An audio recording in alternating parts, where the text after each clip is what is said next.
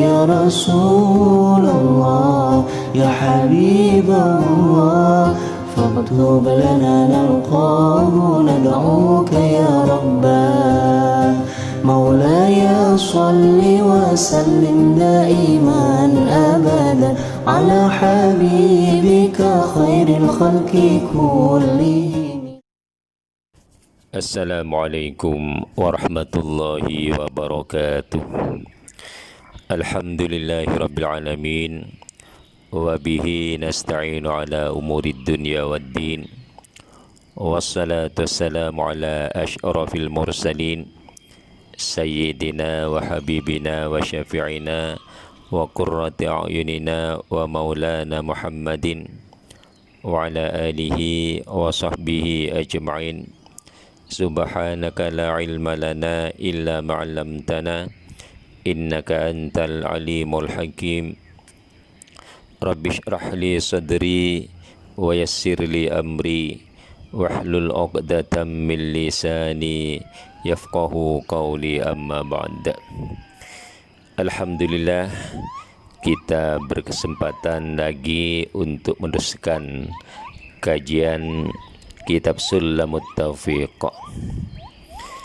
Sebelum kita meneruskan kajian kita, marilah kita menghadiahkan surah Al-Fatihah sebagai bentuk tawassul kita kepada Rasulullah sallallahu alaihi wasallam, kepada para anbiya wal mursalin, kepada keluarga baginda, istri-istri baginda, sahabat-sahabat baginda, kaum kerabat baginda, zuriyah baginda, juga kepada para tabi'in, tabi'it tabi'in wa tabi'ina lahum bihsanin ila yaumiddin, kepada para aulia, ulama, syuhada dan salihin, dan kepada kedua orang tua kita, kepada semua guru-guru kita, dan juga kepada pengarang kitab Sulamut Taufiq ini, yaitu Al-Allamah Asy-Syaikh Abdullah bin Al-Husain bin Tahir bin Muhammad bin Hashim Ba'alawi, dan juga syarikhnya, seorang ulama besar, maha gurunya ulama-ulama Nusantara khususnya Indonesia, yaitu Al-Allamah Asy-Syaikh Muhammad Nawawi bin Umar Al-Jawi Al-Bantani. Al-Fatihah. A'udzu billahi minasy syaithanir rajim.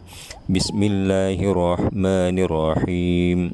Alhamdulillahi rabbil alamin. Ar-Rahmanir Rahim. Maliki yaumiddin. Iyyaka na'budu wa iyyaka nasta'in. Ihdinas siratal mustaqim. Siratal ladzina an'amta 'alaihim ghairil maghdubi 'alaihim waladdallin.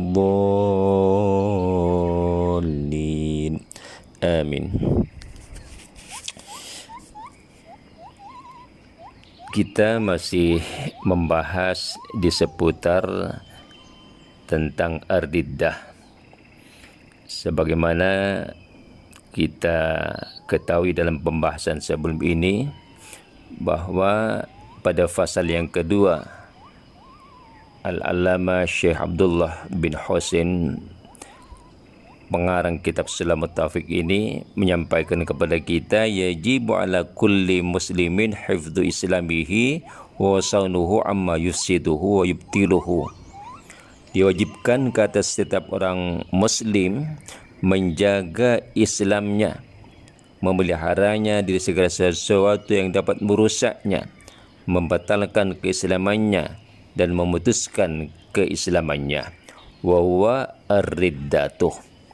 Sesuatu itu, yaitu perkara-perkara yang dapat merusak Islam itu, membatalkan Islam, memutuskan Islam, adalah ar-riddah. Riddah ini keluar dari Islam disebabkan tiga perkara, yaitu disebabkan i'tiqad, kepercayaan ataupun keyakinan kita yang disebut riddah fil i'tiqadat. Yang kedua disebabkan oleh perbuatan ataupun tingkah laku kita yang disebut ar-riddah fil af'al. Dan yang ketiga riddah atau kemurtatan yang disebabkan oleh ucapan-ucapan kita ataupun perkataan-perkataan kita, atau istilahnya di sini ar-riddah fil aqwal. Dalam pembahasan riddah yang ketiga ini, yaitu kemurtatan berkaitan dengan perkataan-perkataan. Kita teruskan pada pembahasannya. Bismillahirrahmanirrahim. Qala al-muallifu rahimahullahu ta'ala wa nafa'ana bihi wa bi'ulumihi fid daraini amin. Wa kayyaqula, dan contohnya perkataan yang menyebabkan murtad ataupun terkeluar dari Islam, sebagaimana seseorang itu berkata, lau amarani Allahu bikadza lam af'alhu, seandainya Allah memerintahkan aku supaya melakukan begini dan begitu, lam af'alhu, maka aku tidak akan melakukannya. Dia mengatakan seandainya, ya, artinya seandainya ini tak mungkin Allah memerintahkan perkara-perkara kepadanya yang selainnya telah ditetapkan dalam Al-Quran ataupun hadis, kan begitu. Tapi dia buat andainya, seandainya Allah memerintahkan aku supaya begini atau begitu, aku tidak akan mematuhinya.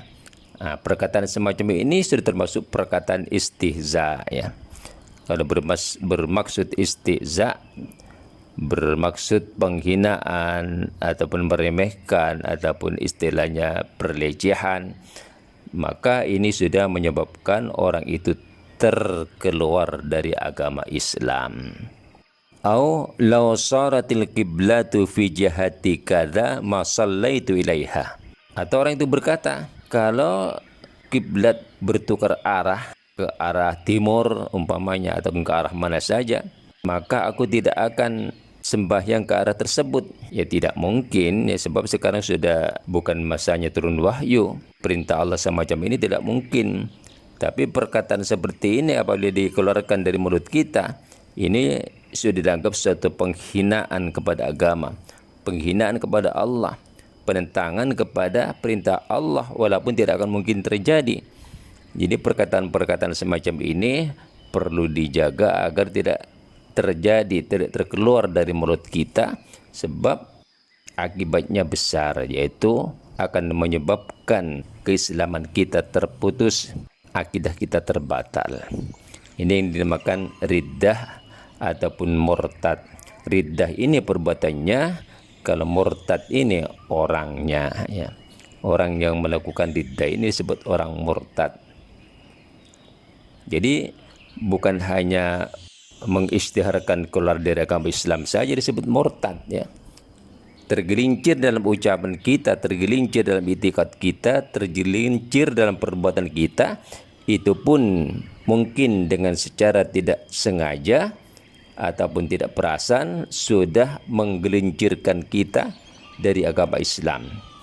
Mungkin sudah menyebabkan kita terputus, agama kita terputus, Islam kita terputus.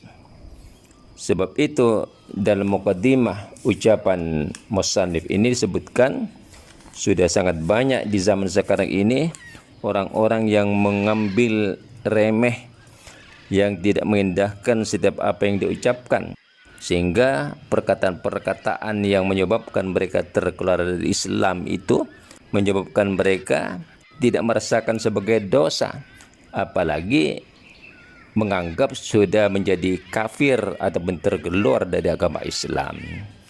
Jadi harus berhati-hati apabila percakapan kita berkaitan dengan agama ataupun doktrin-doktrin agama ataupun perkara-perkara gaib ini terangkan oleh agama, kita harus berhati-hati. Sebab boleh jadi ucapan-ucapan itu dengan tanpa kita sadari sudah mengeluarkan kita dari agama Islam. Au law a'tanillahul jannah ma dakhaltuha. Ataupun seseorang itu berkata, seandainya Allah memberikan aku syurga, aku tidak akan memasukinya. mustakhifan atau mudhiran lil inadi fil kulli. Dia berkata sedemikian ini kerana melecehkan suatu penghinaan atau menampakkan penentangannya kepada agama. Maka orang yang keluar ucapan semacam ini sudah menjadi orang yang murtad. Na'udzubillah. Wa kayyakula, dan seperti orang itu berkata, lau akhadinillahu bitarki salati ma'ama ana fihi minal marad zalamani. Ataupun seseorang itu berkata, kalaulah Allah menyiksa aku disebabkan aku meninggalkan salat sedangkan aku dalam keadaan sakit, maka berarti Allah telah menzalimi aku. Dia berkata demikian. Ataupun orang mengingatkan dia, salatlah walaupun dalam keadaan sakit, salat ini tetap wajib kamu lakukan. Lalu terkeluar dari mulutnya, ya aku ini kan sakit, takkan dalam keadaan sakit pun Allah akan menuntut aku, Allah akan menyiksa aku. Kalau begitu Allah zalim. Perkataan semacam ini sudah menyebabkan kita terkeluar dari agama Islam, menyebabkan akidah kita terbatal, Islam kita terputus. Au qol, ataupun orang itu berkata li fi'lin hadatha, berkenaan dengan sesuatu yang terjadi, lalu orang itu mengatakan hadza bighairi taqdirillahi, melihat sesuatu kejadian lalu orang itu berkata ini bukan kehendak Allah, ini bukan ditakdirkan oleh Allah. Dia berbuat demikian dikarenakan dia sengaja. Katakan umpamanya melihat orang yang jatuh dari bangunan ataupun orang yang terjun dari bangunan bunuh diri, lalu dia mengatakan ini bukan takdir Allah. Nah, ini salah ya. Salah juga. Semua yang terjadi ini adalah dengan izin Allah, dengan takdir Allah. Perkara baik ataupun perkara buruk dengan takdir Allah. Apa yang sudah terjadi itulah suratan Allah Subhanahu wa taala ya. Jadi tiada sesuatu pun yang terjadi melainkan karena ditakdirkan oleh Allah Subhanahu wa taala. Cuma bagi kita, bagi makhluk Allah, yang wajib kita menjalani perintah Allah dan menghindari larangan-larangan Allah. Bunuh diri itu termasuk perkara yang dosa-dosa besar. Kalau kita melakukannya, kita terlibat dengan dosa besar, walaupun itu sebenarnya kalau terjadi atas kehendak Allah juga, ditakdirkan oleh Allah juga. Wallahu a'lam bishawab. Semoga bermanfaat. Terima kasih atas segala perhatiannya. Wal afu minkum. Wassalamualaikum warahmatullahi wabarakatuh. فاكتب لنا نلقاه ندعوك يا رباه. مولاي صل وسلم دائما أبدا على حبيبك خير الخلق كل